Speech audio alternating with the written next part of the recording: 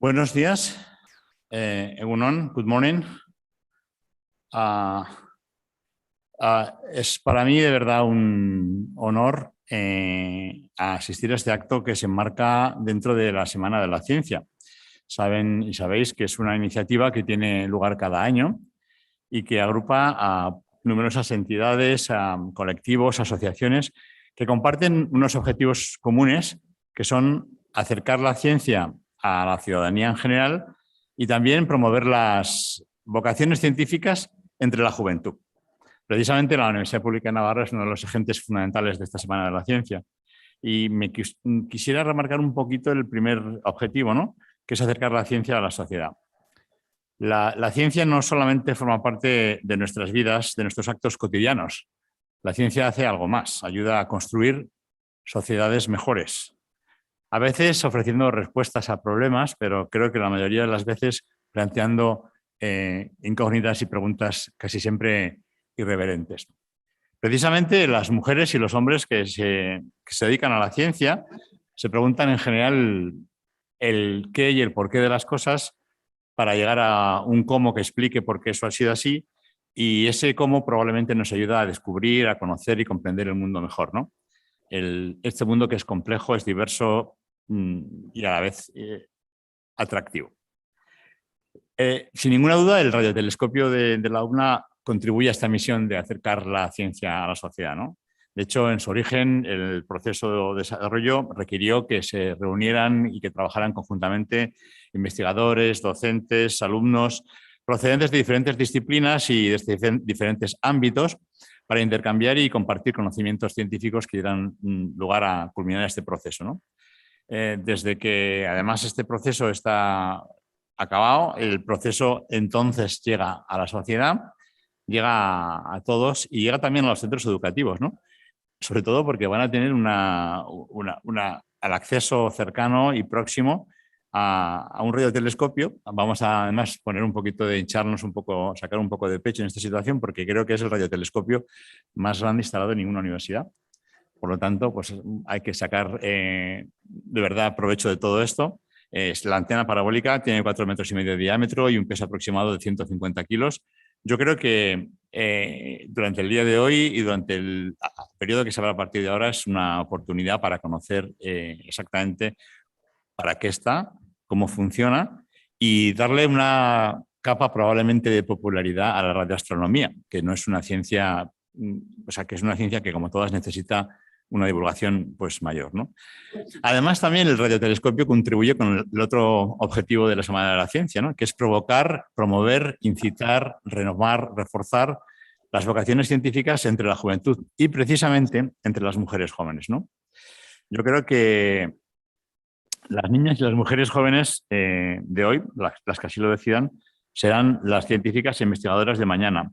Y para ello es imprescindible, desde luego nosotros creemos mucho en ello, visibilizar referentes femeninos que reconozcan ese talento, esa capacidad y la indudable contribución al avance de la ciencia que han hecho las mujeres, muchas veces no reconocida. Este acto de homenaje, de hecho, contribuye desde nuestro punto de vista, sin duda, a este objetivo, porque reconoce y da a conocer la aportación al desarrollo de la astronomía y también de la ciencia en general de la astrofísica norirlandesa Jocelyn Bell Burnell, que fue codescubridora de la primera radioseñal de un púlsar en el año 1967, pero que además ha contribuido durante toda su carrera a la ciencia desde muchos aspectos, ¿no? Tiene una brillante carrera profesional y quisiera desde el Gobierno de Navarra y concretamente desde este consejero que es científico todavía, pues mostrar mi reconocimiento más absoluto a Jocelyn por su actividad. Como he dicho, además hay que hacer cosas y ahora que estamos en el Gobierno, un grupo de, si me permitís, marcianos científicos en el departamento, nos interesa que la ciencia llegue de verdad a la sociedad y participamos siempre que nos lo pedís, estamos contribuyendo de forma generosa, creo, a los actos, pero además tenemos nuestras propias iniciativas que tienen que ver con este tipo de divulgación y de implicación de la sociedad.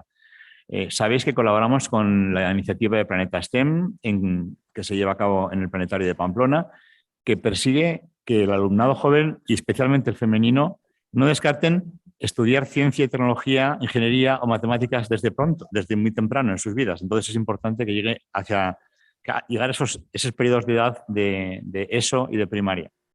También con la universidad pública, tengo aquí a la directora, con la cátedra Mujer, Ciencia y Tecnología, estamos implicados y apoyamos financieramente fomentar entre las mujeres las vocaciones STEM en niveles preuniversitarios.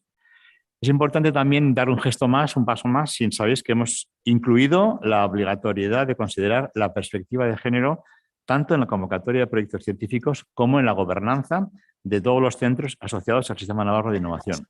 Creo que hay que hacerlo positivamente y así lo estamos fomentando. También desde el punto de vista más divulgativo, hemos creado este año la convocatoria Cosmo, que consiste en subvenciones para actuaciones que aumenten el conocimiento científico y técnico de la sociedad navarra y, desde luego, fomentar otra vez las vocaciones estudiantiles.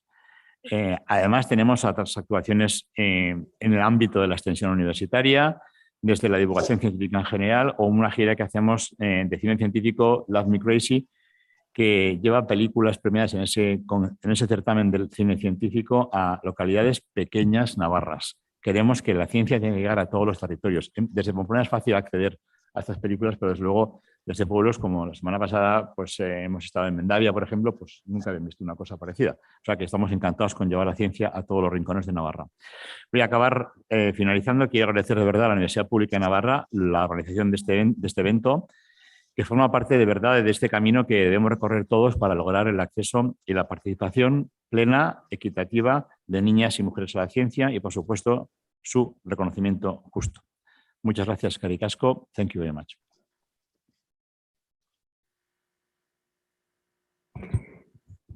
Buenos días y gracias. En primer lugar, quiero agradecer su presencia en esta sesión a todas las personas que están hoy en la Universidad Pública de Navarra y también a las que nos están escuchando a través del canal de YouTube Cultubna. Esta sesión, abierta al público del radiotelescopio de la Universidad Pública de Navarra, tiene como objetivo principal homenajear a una eminente científica, Jocelyn Bell, y para materializar nuestra admiración por ella, queremos poner su nombre a nuestro radiotelescopio y agradecer su presencia hoy aquí en la universidad, celebrando un evento muy especial en el inicio de las Semanas de la Ciencia. Muchas gracias por acompañarnos, profesora Jocelyn. Me gustaría hacer un pequeño resumen de su trayectoria vital, aunque Juan Cruz ya ha dado alguna pincelada, para que los que no la conocéis os hagáis un poco una idea del honor que es tenerla hoy con nosotros. Jocelyn Bell nació en Belfast en 1943 y fue estudiante de doctorado en la Universidad de Cambridge. Construyó manualmente su propio radiotelescopio y, como ya nos decía Juan Cruz, en 1967 midió con él una radiación muy leve de una periodicidad terriblemente precisa. Fue la primera vez que alguien midió este tipo de radiación, que es lo que hoy se conoce como púlsar, una estrella de neutrones que gira sobre sí misma y que es el único objeto donde la materia puede ser observada a nivel nuclear. Jocelyn Bell publicó un artículo en Nature que dio la vuelta al mundo. Fue un descubrimiento tan importante que llevó como consecuencia un premio Nobel. Aunque no se lo otorgaron a Jocelyn, sino a su director de tesis, como cabeza visible del grupo de investigación, fue un maravilloso logro. Además de sus más de 50 años de carrera centrada en la astronomía, tanto en investigación como en docencia, Jocelyn Bell se ha convertido también en una referencia mundial por su enorme actividad dirigida a lograr la igualdad de oportunidades en la educación de la ciencia.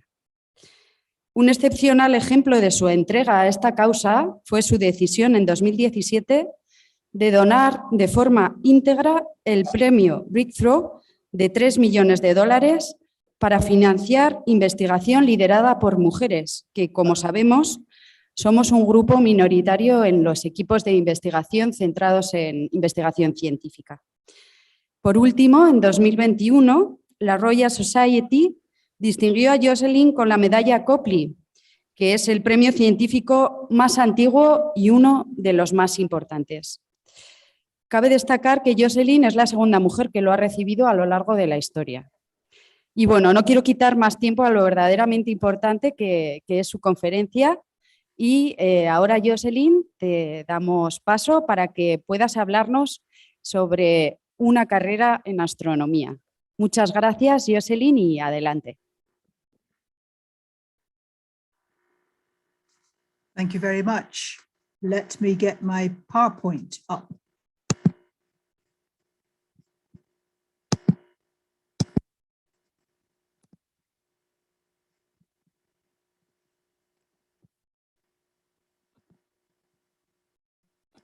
So are you seeing my PowerPoint slide?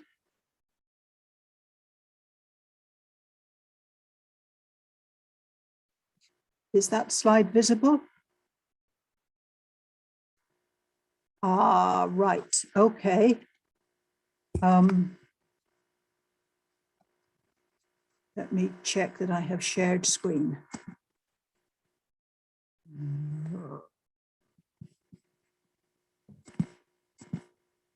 Sorry, I'm having a little bit of trouble. I cannot find the share screen thing. This time. Yeah, there's share screen. Try again. Oh. Good, thank you. Yes, now. Right, thank you very much. Thank you to the University of Navarro for this fantastic honor. I am very much surprised by it and in a sense still find it hard to believe. But thank you indeed for your generosity and your kindness in recognizing me this way. I want to say a little bit about my career as an astronomer. I am now in my late 70s, so there's quite a bit of history, career. I'll say a little bit about being a girl in Northern Ireland, school, at university, a bit about the discovery of pulsars, and a bit more generally about being a woman in science in my lifetime. So as you heard, I started life in Northern Ireland, living in a small town. The top picture shows where I was at school from age 5 to about age 12. In Britain, we had a very important exam at age 11 plus. It was believed that at that age, you could tell whether a child was going to have an academic career or a more practical career. And this exam was to sort out those two groups. Those that passed the exam got an academic career. Those that didn't went to the technical college and learnt skills. For the girls, this would be things like secretarial skills, cooking, needlework, things like that. I actually failed this exam. Various reasons which I won't go into, but I failed it. However, it had always been my parents' plan that I would go away for most of my senior schooling. At age 13, I would go away. And so they persuaded the head teacher of the school to keep me in the academic stream for the last 2 years in that school before I went away to boarding school. So having failed this important exam, I then move into the academic stream.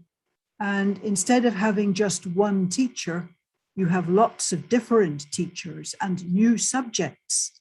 And you move from classroom to classroom, albeit carrying a big pile of books. My parents had said I would get to do science. So I was disappointed, indeed annoyed, when in the first week, the boys got sent to the science room and the girls got sent to the cookery room. We were to learn cookery and needlework. and there was apparently no choice. When I told my parents that evening, they were very cross and they telephoned the head teacher. The local doctor also had a daughter in my class, and they too wanted their daughter to do science. So they too phoned the head teacher. And the next time the science class met, there were 3 girls and all the boys from the year. I don't think the teacher had ever taught girls before. He considered us dangerous. He made us sit right at the front up against his desk. We did physics that first term. I loved it. It was easy. I came top in the exam at Christmas, beating all the other children who had passed the 11 plus. It was a good moment. We did chemistry the next term. That was okay. I was pretty good at that. In the 3rd term, we did what they called biology. They gave us a flower to draw. Draw this flower, label the parts, learn the names. You've done that. Good. Here's another flower. Draw this flower, label the parts, learn the names. Oh, right, here's a 3rd flower. And that went on all term. And I thought, boring. Biology is boring. So I continued good at physics, pretty good at chemistry, but biology just, I never liked. At age 13, I went away from Northern Ireland to a big boarding school in the north of England. I continued good at physics and at mathematics. And I completed my high school there. I then went to do a physics degree at the University of Glasgow in Scotland. I had by this stage decided that I wanted to be an astronomer when I grew up, when I finished training, ideally a radio astronomer, because you can do radio astronomy in the day as well as the night. Whereas if you do the traditional optical astronomy, you have to work at night. And I knew I needed my sleep. I could not really work at night. So radio astronomy seemed a much better idea. But a physics degree was a good way to start. I ended up in the 2 final years, the honors years, as the only female in a class of 50. And it was the tradition, you see that in inverted commas, tradition in Glasgow at the time, that when a woman entered the lecture halls, all the men whistled, stamped, banged their desks, catcalled, made as much noise as possible. It was quite embarrassing. Normally, the women would gather outside the lecture hall and go in as a group. But as the only female in the final 2 years, I had to go in and face it alone. I discovered that you can control your blushing. I learned not to blush, and that was better, but it was still bad. So I finished my physics degree and I want to do radio astronomy. The first thing to do is to do a PhD, a research degree, writing a thesis at the end of it. A thesis is a project report, which is the thickness of a book. And I went to Cambridge. In Cambridge, you had to belong to a college. This was my college, Murray Edwards. It was called Newhall then, do a PhD in radio astronomy. So Cambridge, it was a bit of a shock. I started life at number 1 in Northern Ireland. I then went to number 2, York, for most of my secondary schooling. I then went to Glasgow at number 3 for my bachelor's degree. You can see that these are all in the more mountainous areas of the country, and they're also to the northwest of the country.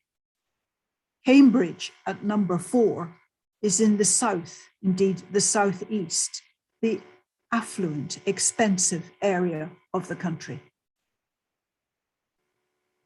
I'm sure Spain is much better organized, but in Britain there is an unofficial gradient in our country. People in the south of England consider themselves the ultimate, the best, the most civilized, and regard people from the north and west as uncouth savages. So I have come from the land of the uncouth savages down here, and I'm an uncouth savage in a very civilized area, apparently. Cambridge also has very many clever young men. Those young men were clear that they were clever. There was never any doubt in their minds. And they were clear that they had a right to be at this superb university. It was their inheritance. So I come to Cambridge and everybody seems very clever. And I don't think I'm so clever. I think they've made a mistake admitting me. I think they're going to discover that mistake and they're going to throw me out. And in a bad case, students, this happens quite often in Cambridge and Oxford, students will say, I'd better leave, I'd better go home before they throw me out.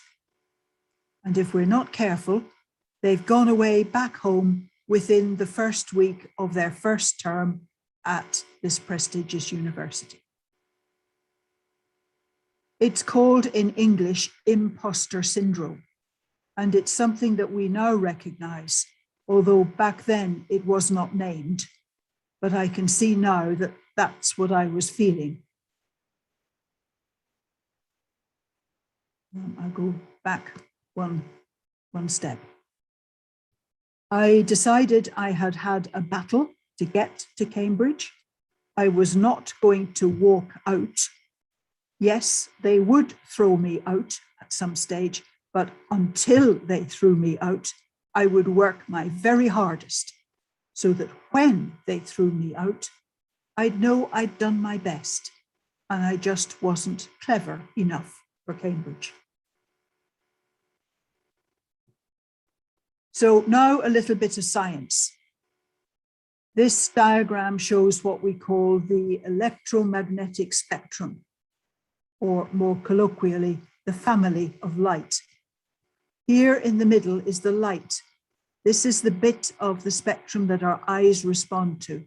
We cannot see with our eyes any of this, nor can we see any of that. We can only see this tiny bit in the middle. You see the different colors, red through to violet. If we go out to the right from violet, we come to ultraviolet. That's what gives us sunburn. It also causes fluorescence. And there used to be disco lights that were ultraviolet. Beyond that is X-rays, like the X-ray machines in hospitals. But the stars also give X-rays, and we do astronomy with X-rays. And beyond that, again, is gamma rays. And these are sometimes used for sterilization of equipment and for some radiation treatments in hospitals. We go back to the visible bit and we go out the red side. We come first to infrared, as in infrared lamps, infrared heaters. We keep going, we come to the millimeter part of the radio spectrum. Radar works here, so do microwave ovens, microwave links. Going longer wavelength still, there's the television band, the VHF, shortwave and long wave radio. Astronomy is now done right across this spectrum. But I wanted to do radio astronomy, studying the stars and galaxies through the emissions they give in this part of the spectrum. So you've just got a new radio telescope near Pamplona, which is wonderful. Here are some older ones. This is a very old one in England at Jodrell Bank. This is a big one in Germany. And this is quite a big one in the USA. And this is the radio telescope I used, which doesn't look like any of those. That's because it's working at longer wavelength. This radio telescope is really like a whole lot of television aerials connected up together. So closer up, it was big, 1.8 hectares. It took 6 of us 2 years to build it. We built it ourselves. It's got almost 200 kilometers of wire and cable in it, and there's about 2,000 antennae there. At that time, the University of Cambridge had one computer for the whole university. And that one computer had less memory than your laptop. So very few people could use that computer. And we did not have access to it. So instead of using computers, my data came out on chart paper, rolls and rolls of chart paper. Here we are. There was 30 meters of this every day. I took 4 days to scan the sky. So that was 120 meters. And then I went back and started scanning the sky again. And I did that for 6 months, and I ended up with over 5 kilometers of this. There was a lot of paper chart. The project was to find more quasars. They were a very new, sexy thing at that time. And there were only about 20 known. And I was looking for it on my paper charts, trying to find more quasars. And I did. I found a lot more quasars. You also pick up what's called interference. At that time, for example, cars were badly suppressed, and a car driving down the local road would give a radio signal, which my big sensitive radio telescope would pick up. Aircraft altimeters sometimes cause interference. Anything that operates in radio, police cars and things like that, if they're on your waveband, they can give interference. But in addition to the quasars and in addition to interference, I picked up occasionally a signal that looked a little bit like that. This was the first sighting of it. It wasn't always there. It was only there about 1 in every 8 times or 1 in every 7 times that I looked at that bit of sky. And as an anomaly, it amounted to 10 parts of a million. So it was really quite tiny. After I'd seen it a few times, I showed this to my supervisor, and he said, yeah, very interesting, but it's all jammed up together. We need it spread out so that we can see what's in this signal. Now, with chart paper technology, getting it spread out is easy. You run the paper faster underneath the pen, and it all gets spread out. But you couldn't leave it running faster forever. You run out of paper in 20 minutes. So I had to go to the observatory at this time, switch to high speed, switch off there, and then see if the high speed recording showed anything. And I did that for a month and nothing happened. And then suddenly one day, down the bottom are 1 second time marks, artificially generated. They're clock generated. And here's the signal, and you can see pulse, pulse, pulse, pulse, pulse, pulse, pulse. There's one missing there, but these ones are on beat. And there's several missing here, but here's a few more on beat. And the period is about 1 1/3 seconds. Well, this turned out to be the first of 4 pulsars that I discovered. Our current picture of a pulsar is of a very, very compact star. A whole star has been squashed into a ball that's about 10 kilometers across. And it's spinning very fast, about an axis like this, and it has a very strong magnetic field as well. And out from the magnetic pole regions, there comes a beam of radio waves. And as this pulsar spins, the beam sweeps around the sky. And if it shines on the earth, we see it as pulse, pulse, pulse, pulse, and so on. We now know of about 3,000 of these. So we're 50, 60 years past the discovery, and the number's still growing. So what happened next? Well, as I finished my PhD in Cambridge, I got married. My husband worked in local government. And the way you get promotion in local government is to move to a new job every, 5 years, 10 years. So each time he moved job, I had to move job. Sometimes I didn't get very good jobs in the next place. A child was born 4 or 5 years later. And at that time in Britain, it was proven, note the inverted commas, proven that if a mother worked, the child would be delinquent. So there were very, very few nursery places, very few child-minding facilities, because mothers were not expected to work. Mothers were meant to look after their children. So my generation in Britain is rather at the turning point. Previous generations of women did not expect to have careers. Their career would be being a wife and a mother. But women now expect to have careers as well as being wives and mothers. And I think it's my generation that was at the point where it changed, the turning point. But because of my husband's moves, I started working in radio. I then went to gamma rays. I then went to X-rays. I then went to infrared and millimeter. So I have worked in this part of the spectrum and in this part of the spectrum. I've covered most of it. I've been a researcher. I've been a university lecturer, a tutor, a manager, a professor, a head of department, a dean of a faculty. I've done public relations and outreach. And although it's not been the traditional male career, it's had a lot of interest.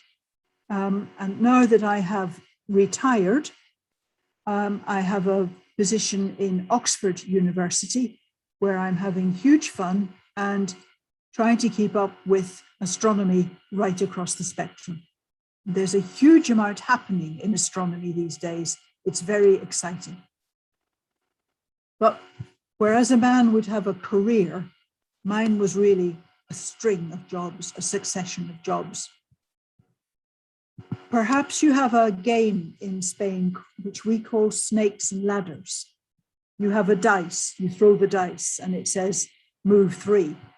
And you find yourself at the foot of a ladder. You can go up the ladder. But then if next time you throw a 1, you find yourself on the head of a snake and you go snaking all the way down, back again, and you have to carry on. Well, my career felt a bit like that. I would climb up somewhere and then husband would say, it's time we moved. And I'd find I had to give up that job and start over again.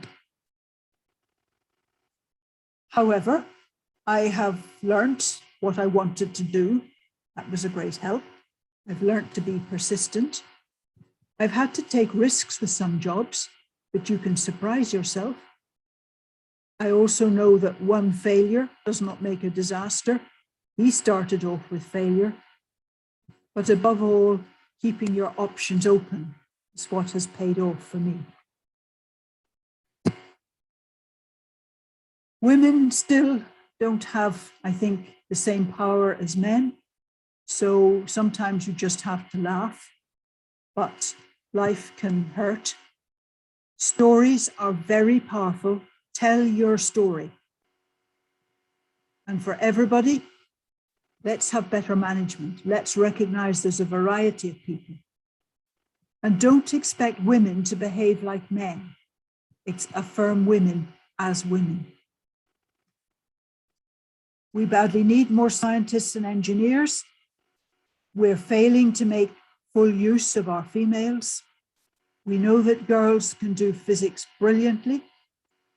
We've discovered in Britain that girls are more likely to do physics if they're in a single-sex school rather than a co-ed school where there are boys as well. And there's global data which shows us that it's culture in the country, not women's ability, that is the limiting issue. And so I end up with a quote from a professor from Harvard, Laurel Thatchell. Ulrich, well-behaved women rarely make history. I have not been well-behaved, and I don't intend to be well-behaved. But thank you again for this great honor you have given me. Thank you.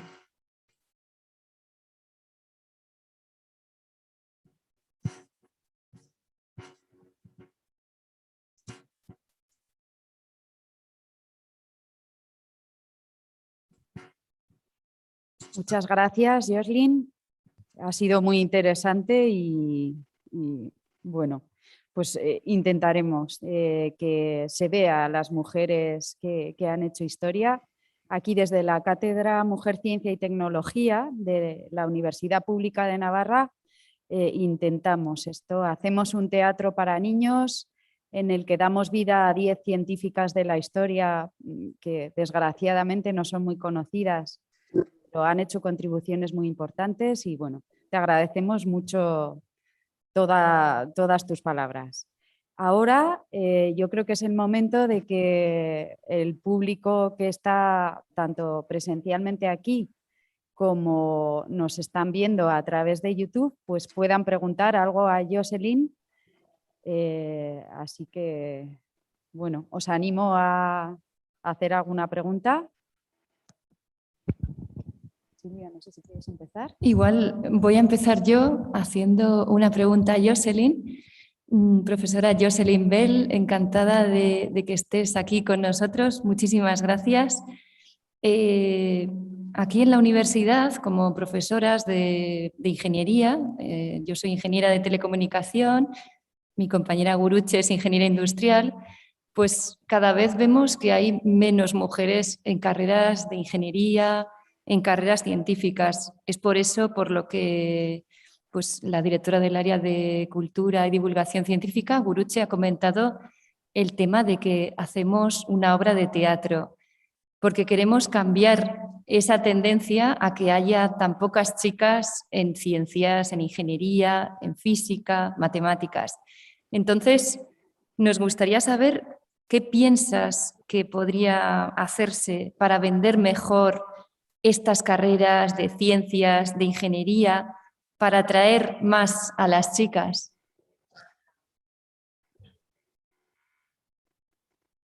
Thank you for the question. We are here talking about the influence that society at large has on girls and boys. And it's quite a big job to change it. But one thing I know that works well is at school level to have posters and other information about women who are engineers, scientists, women who have done other things. And that helps girls realize that they perhaps too could be engineers, scientists, things like that. So providing the girls with some role models, somehow, posters certainly, maybe stuff online. Do you have something like Wikipedia in Spain? Okay, one of the things that we have done in Britain is to make sure that in Wikipedia, women get proper recognition. There are enough women's entries, for example. So things like that will also help. But it's a long road. It will not happen tomorrow. Thank you. Thank you, Jocelyn. ¿Qué opina ella de la gravedad cuántica? Si en sus observaciones estaría partidaria de una gravedad cuántica en el universo. I don't know much about quantum gravity. I'm not a theoretician. I'm sorry.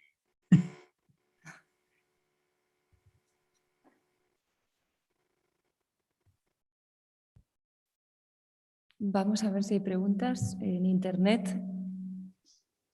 De momento no, va con cierto retraso. ¿En el público alguna otra pregunta? Sí.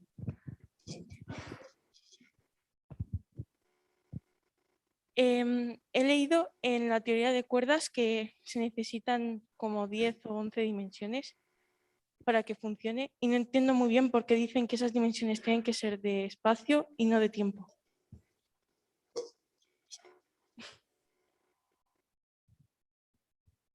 Probably. Yes. I've heard it said that string theory has this large number of dimensions, but again, I'm not a theoretician. I can't comment, I'm afraid.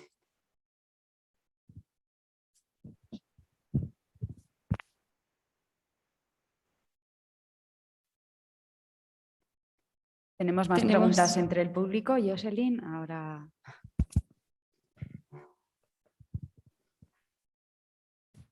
Gracias. Muchas gracias por su presentación y quería preguntar, bueno, ahora tenemos en la universidad este radiotelescopio y queremos pues, utilizarlo para visibilizar la ciencia y para hacerlo entre las chicas y las mujeres en ingeniería y en otras carreras de ciencias. ¿Qué idea tendría usted o qué sugerencia para que este proyecto fuera útil precisamente para llevarlo a etapas más tempranas de la educación? ¿Cómo podríamos desde la universidad pues hacer algún proyecto o qué tipo de actividad podría ser atractivo para los estudiantes pues, preuniversitarios para poder acercarse a la ciencia y cómo podríamos utilizar esta herramienta para despertar su curiosidad? Muchas gracias. I think having groups of students visiting the telescope would be a very good idea. And maybe with time you can get some displays up showing, you know, what a radio telescope is, what kind of things it can do. But even getting to see a radio telescope with a bit of information about what radio astronomy is, I think would be really exciting for school children. And make sure that there are some women there, as well as men, talking about the radio telescope and what it can do. I'm afraid it always burdens the few women that there are, these kinds of jobs. But you want to break any suggestion that it's an all-male occupation. Gracias. ¿Hay otra pregunta? Gracias, Jocelyn, por tu intervención. La verdad es que pienso que las cosas no han cambiado tanto y yo hice física y no tengo que decir nada en contra de mis compañeros porque me trataron siempre muy bien, en eso es una gran suerte, pero éramos muy pocas. Bueno, uno de mis compañeros se convirtió en mi marido, entonces realmente me trata muy bien. Pero lo que veo yo es que nuestra hija mediana ha hecho física también y hay muy pocos, creo que son solo 3 chicas entre 60 chicos por lo menos, y que sigue siendo una carrera que no es elegida por física, o sea, por mujeres. Aquí en la Universidad Pública de Navarra hay mucha diferencia entre unas carreras y otras. En ingeniería, sobre todo en ingeniería industrial, que nos decía Silvia, realmente hay muy pocas mujeres comparados con los hombres. Sin embargo, en ciencias de la educación sí que hay muchas más, carreras como enfermería, ciencias de la educación, pero realmente aquí no hay física, pero en las ingenierías tampoco hay tantas mujeres. Digamos que seguimos teniendo nuestra sociedad todavía ese fallo, ¿no? De alguna manera que hay que mentalizar a las mujeres en que ellas, o más bien la ciencia las necesita a ellas para ver las cosas desde un punto de vista muy diferente. Y también me he sentido con ese síndrome del impostor muchas veces identificada. que tú lo reconozcas también ayuda mucho. Muchas gracias. One of the things in Britain that made quite a big change at university level, I was involved in the early days of this, we created a prize for the most woman-friendly university. It's called the Athena Swan Scheme. And this gradually grew, but it really began to grow when the funding bodies, the people that give money to the universities, started saying, how many women are there? Or in some faculties, how many men are there? What are you doing to improve the gender ratio? And they would put pressure on the universities because they were the funders. So if you can get funding bodies to recognize that diversity is a strength, then maybe they can put pressure on universities and other institutions, which would help. Diversity is a strength. There has been work done in the United States by a management consultancy called McKinsey's. And McKinsey's have shown that the most successful businesses, the most robust businesses, are the ones with the greatest diversity, men and women and people of color as well as white people and so on. Such groups are harder to manage. The easiest kind of group to manage is a group like you, all of them like you, but actually that's not as strong as a more diverse group, we now know. So there's a very strong argument for having groups, not all white men or not all white women, for example, but to become more diverse. And if the funding bodies can recognize that and put pressure, then you'll find that universities change quite quickly, in my experience. Hola, me gustaría saber si siempre supiste que querías hacer física o si te replanteaste hacer otra carrera en su lugar. I identified astronomy as a career when I was about age 13, probably. At school, in the physics classes, we had been doing about motion in a circle, circular motion. And I'm reading at home my father's library book, which is about astronomy. It was by an astronomer called Fred Hoyle. And Fred Hoyle is talking about how galaxies spin, galaxies rotate. And suddenly I see that the physics I'm learning at school can be applied to these enormous things out in the universe. And I think, right, I'm going to be an astronomer. And that's what I did. So there was an important moment when I suddenly realized what I wanted to do. It was about age 13. Bueno, lo primero de todo, muchísimas gracias, Jocelyn, por la charla. Yo personalmente hice mi proyecto fin de carrera sobre púlsares, sobre su uso en sistemas de navegación, y es un honor poder escuchar el recorrido de tu carrera. Y he venido por el puro interés científico sobre lo que ibas a hablar y me he encontrado con una charla que me ha gustado mucho más precisamente por tu experiencia vital y lo que hablas del papel de la mujer en el mundo científico. Entonces, te quería preguntar por esto mismo. Estoy muy de acuerdo con lo que comentas sobre el papel, ¿no?, que tiene la sociedad, de que si la sociedad cambia, esto va a cambiar. Y hace falta ese cambio de impulsar más a la mujer. Hasta ahora hemos estado hablando de muchas medidas que están orientadas a promover la ciencia en las chicas, en las jóvenes. Me gustaría saber cuál es tu opinión sobre cuál es el cambio que se tiene que dar precisamente en los chicos, en los hombres, para intentar evitar los problemas que tú sufriste a lo largo de tu carrera, como lo que comentabas en Glasgow, que los chicos bueno, pues os abucheaban, os pietaban, y eso también tiene que cambiar. ¿Cuál crees que es el cambio que tiene que haber también en los hombres? Gracias. Thank you. That's an important question. I have one suggestion for something that some of you might like to follow up. Outside Madrid, there is an ESTEC establishment where they do the control of satellites.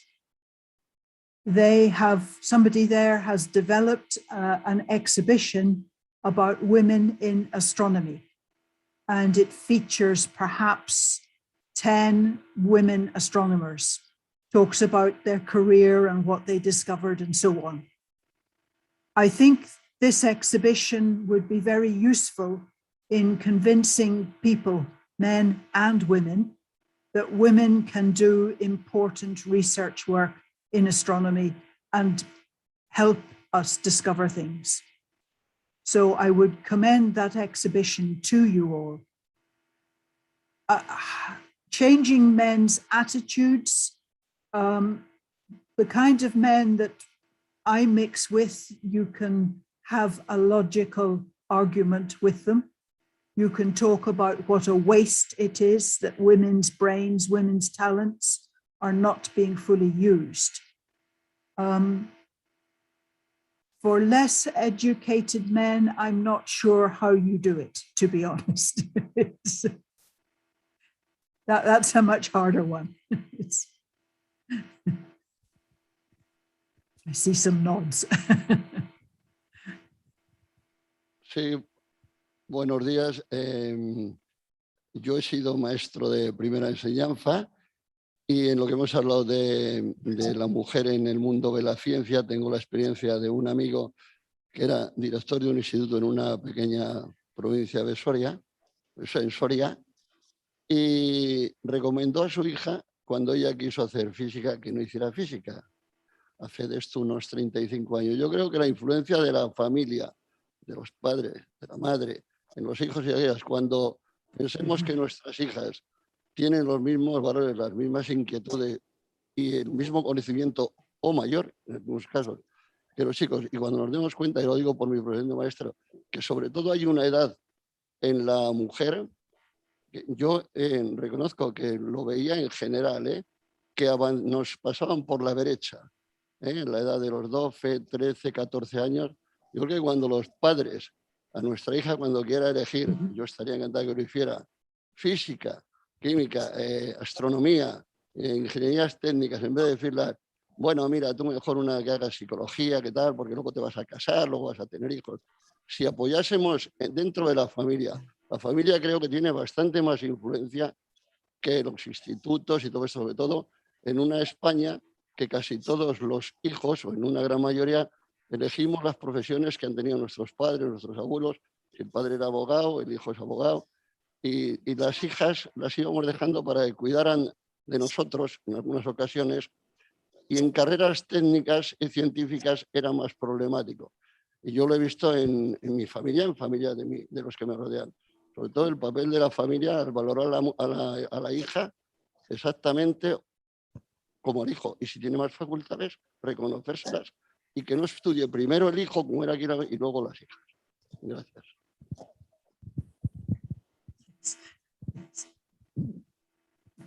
That's very true. One of the things that I have become aware of in Britain, and it's probably also the case in Spain, think about children's toys and think about how toys are advertised for children.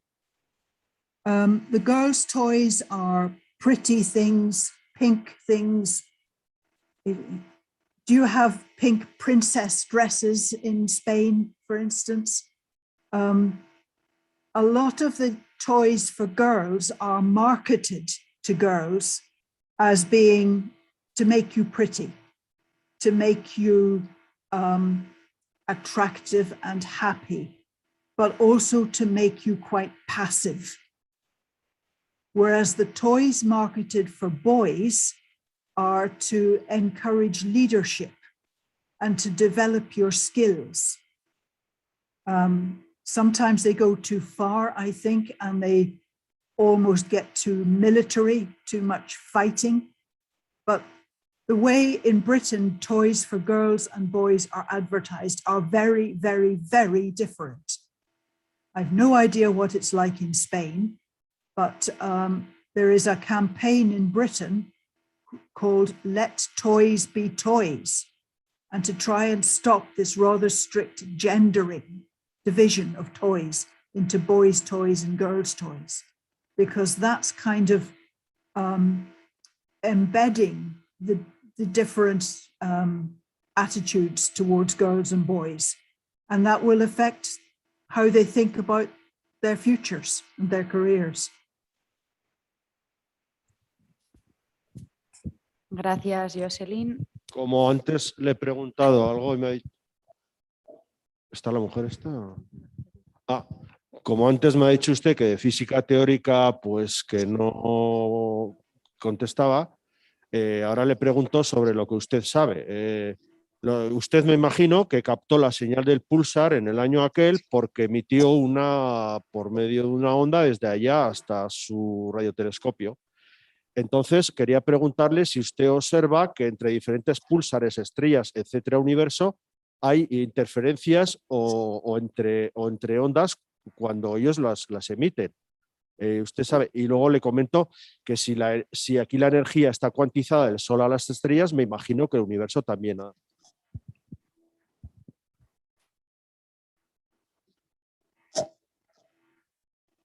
Yes, that's right. The universe, there are quanta, or sometimes we call them photons, of electromagnetic energy. And you can either think of a radio wave, a radio signal, as a wave or as a stream of these photons. And similarly, you can think of light as a wave or a stream of photons, and so on. Both approaches are valid. Sometimes one is easier to work with than another. So, for instance, when we get to X-rays and gamma rays, we tend not to think of them so much as waves, or we don't use the wave aspect of X-rays and gamma rays. It's much more easy to use the photon or more particle-like aspect of X-rays and gamma rays. Both are valid, and you can choose which you want to use. So we go for whichever makes the most sense, is the easiest to understand. That's right. Muchas gracias, Jocelyn. En el chat, en internet, ¿tenemos alguna otra pregunta? Silvia. Sí, bueno, agradecen la intervención de Jocelyn, la gran presentación que nos has hecho, y tenemos una cuestión sobre si crees que los medios de comunicación se sobrepasaron diciendo que se había descubierto vida inteligente gracias a tu descubrimiento.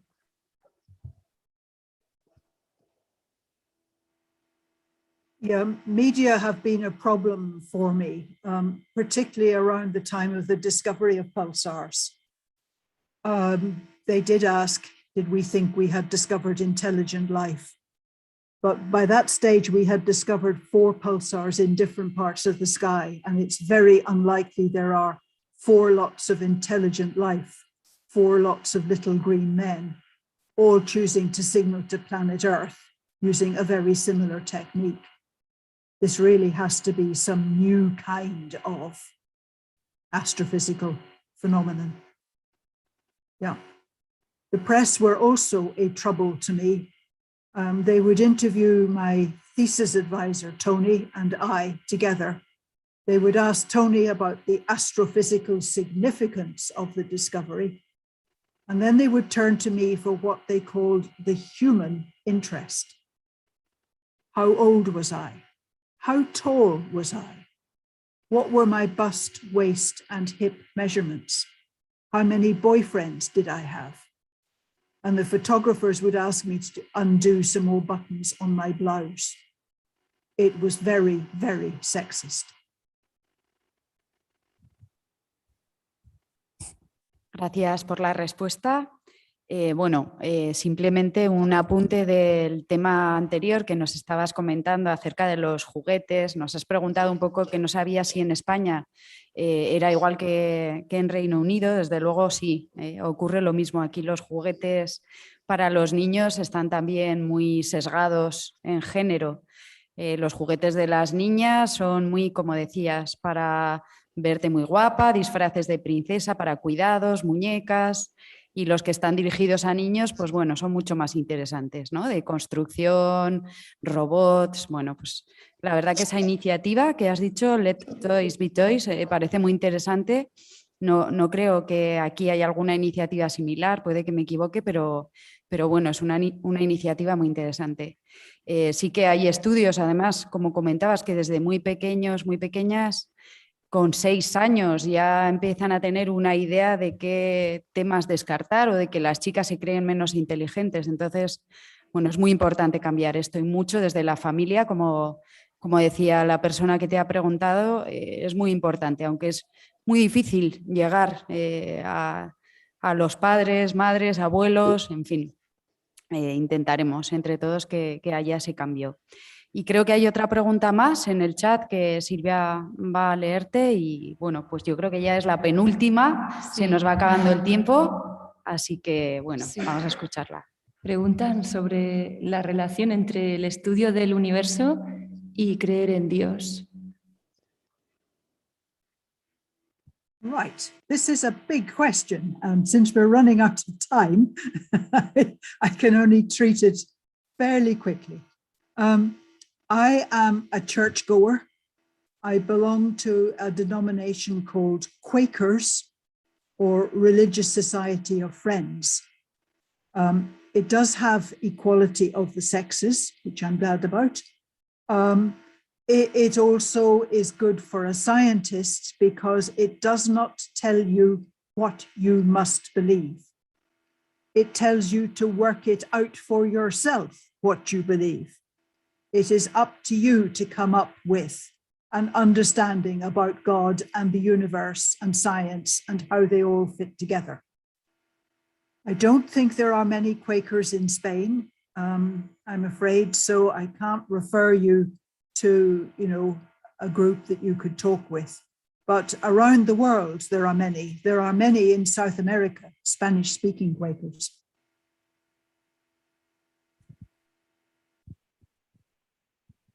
Muchas gracias, Jocelyn. La verdad que era una pregunta, sí, difícil, muy difícil.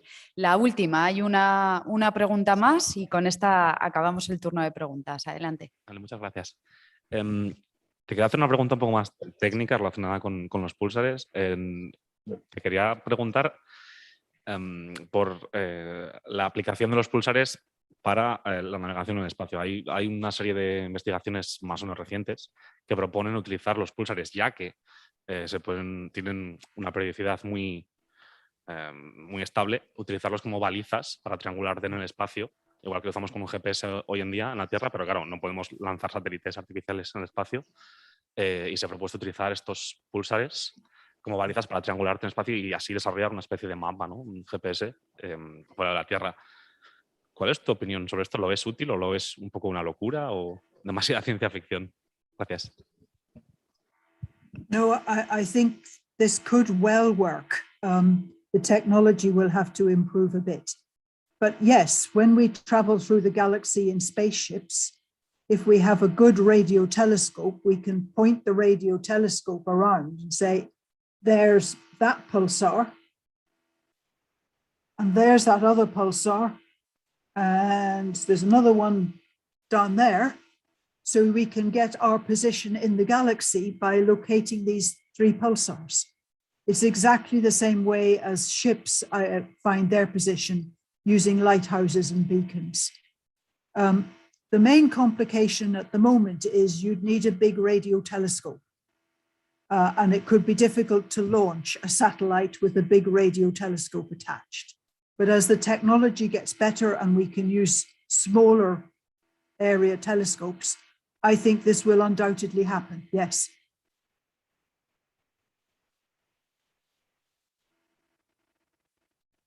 Muy bien, muchas gracias, Jocelyn. Buenos días, gracias a todos y a todas por estar aquí presencialmente u online por el canal de YouTube de Cultupna de la Universidad Pública de Navarra. Muchas gracias, Jocelyn, por estar aquí con nosotros online. Te invitamos a que vengas presencialmente a Pamplona en otra ocasión, a ver si puede ser, para que tengamos ocasión de enseñarte el radiotelescopio. Y bueno, muchas gracias también a la Universidad Pública de Navarra, al Gobierno de Navarra, por su presencia y por su apoyo. Os voy a contar muy brevemente que este proyecto del radiotelescopio se inició hace 6 años y significa la puesta en marcha del mayor radiotelescopio existente en una universidad española. Tiene un diámetro de 4,5 metros, como ya ha comentado antes el consejero. Luego lo veréis en la visita guiada que habrá a continuación. Y sobre todo quería destacar que cuenta con la dedicación voluntaria de alumnos, profesores y personal de la universidad pública. Queremos dedicarlo para varias cuestiones. Por un lado, para labores de divulgación científica que permitan atraer a los más pequeños, las más pequeñas, al apasionante mundo de la astronomía y a las ciencias en general. Y por otro lado, también queremos dedicarlo a estudiantes de nuestros grados de la universidad que pudieran hacer sus trabajos fin de estudios en temas de radioastronomía, de ciencias. Y bueno, sobre todo también queremos dedicártelo a ti, Jocelyn, poniéndole tu nombre. Para nosotros es un honor que se llame Radiotelescopio Jocelyn Bell Burnell y queríamos contar contigo. Por eso te envié tantísimos correos y contestaste solo con un par de correos. Yo te lo agradezco. Y os voy a enseñar un breve vídeo sobre el radiotelescopio para que puedas conocerlo, Jocelyn. Así que adelante vídeo.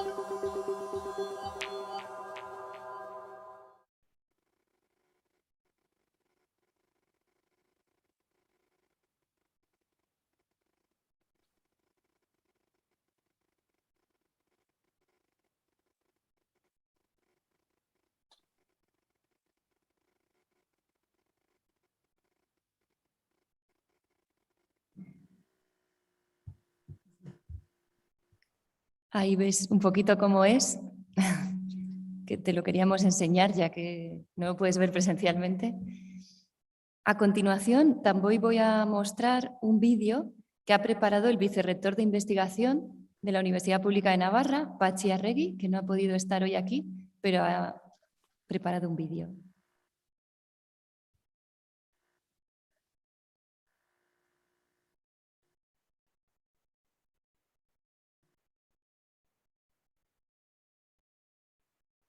A ver si lo tenemos, el vídeo de Patxi Arregui. From the heart of the campus of our university, Universidad Pública de Navarra, on behalf of the entire community, I have the pleasure to welcome you to this so special session in the Weeks of Science in Navarra. Today, it is clearer than ever that we need science to have a future. and for that reason, it is not an option to promote scientific, technological, engineering, or mathematical vocations. It is just a necessity. Moreover, because we need good science, we need women in science. We have to work all together along this exciting journey. Is there a better way to light the spark of these vocations than having with us the presence of Dame Jocelyn Bell Burnell? Is there a better way to remember all this than naming our radio telescope after Professor Jocelyn Bell Burnell? Universidad Pública de Navarra wants to thank all the volunteers that took part in the building of the radio telescope, scientists, staff, or students. We want to thank Professor Bell Burnell for all the things she has done for science, and of course, for the tremendous honor of having her with us. From the heart of the campus of Universidad Pública de Navarra, from our own hearts, thank you very much, Professor Jocelyn Bell Burnell.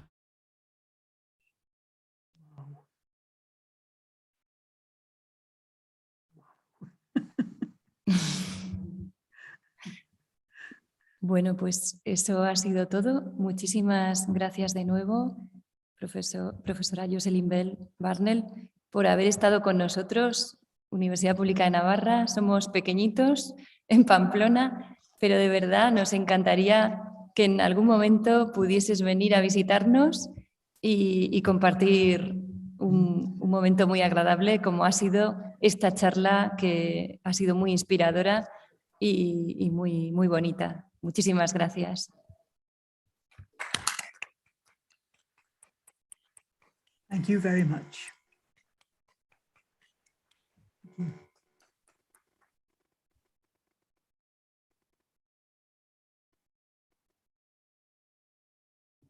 Si quieres decir algunas palabras antes de terminar el acto.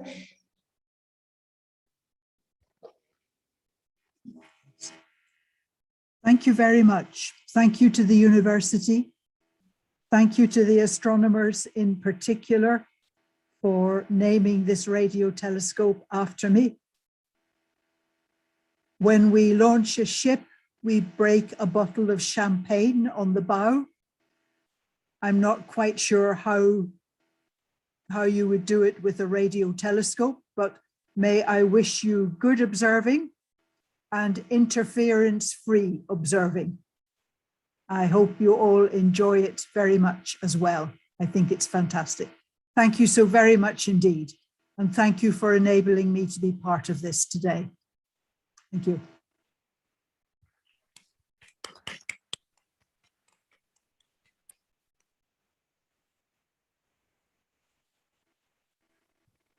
Pues muchas gracias. Nosotros ya hemos acabado esta jornada. Ahora lo que vamos a hacer es una visita guiada al radiotelescopio. Así que, bueno, pues en otra ocasión seguimos en contacto y cuando quieras aquí estamos para recibirte y enseñarte la universidad, el radiotelescopio y lo que tú quieras, Jocelyn. Muchas gracias.